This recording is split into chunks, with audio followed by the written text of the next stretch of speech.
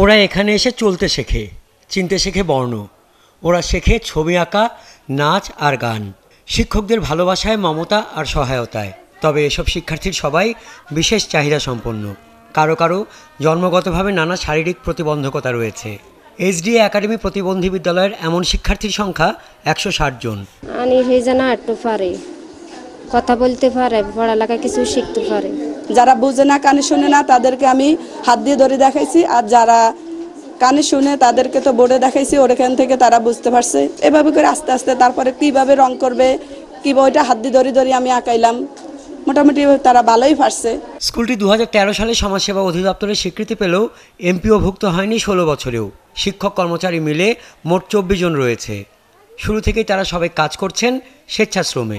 আমরা আজকে দীর্ঘ বছর থেকে আমাদের পকেট থেকে খরচ দিয়ে, পার্সোনাল খরচ দিয়ে আমরা এসে এদেরকে আমরা পাঠদান দিয়ে থাকি।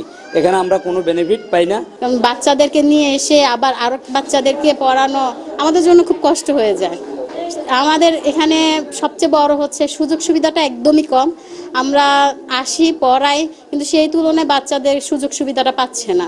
বেসরকারি উদ্যোগের এই স্কুলটি চলে মূলত স্বেচ্ছাশ্রমে। কখনো কখনো কিছু অনুদান তারা পান, কিন্তু নিয়মিত সরকারি সহায়তা ছাড়া আর এই স্কুল চালানো সম্ভব হচ্ছে না। বিগত 11টি বছর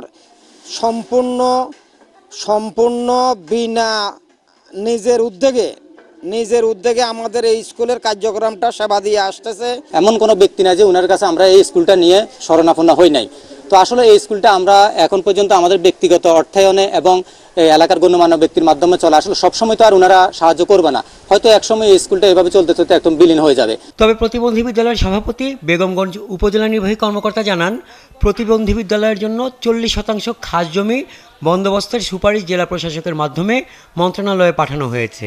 যেহেতু জায়গার সংস্থান হয়ে গেছে, অবকাঠামো খুব অচিরে হয়ে যাবে। ওখানে অবকাঠামো জায়গার সমস্যা সমাধান হয়ে গেলে আমরা আশাবাদী যে আমরা মিনিস্ট্রিতে যোগাযোগ করে এটার একটা হচ্ছে আপনাদের স্বীকৃতি যেটা বা হচ্ছে এমপিভুক্তিকরণ করা হবে বলে আমরা দৃঢ়ভাবে বিশ্বাস করি। বিশেষ চাহিদা সম্পন্ন শিশুদের জন্য একটি ভাড়া ভবনের 4টি কক্ষে প্রতিষ্ঠানের কার্যক্রম শুরু হয় 2009 সালে। হাসান আহমেদ, 71।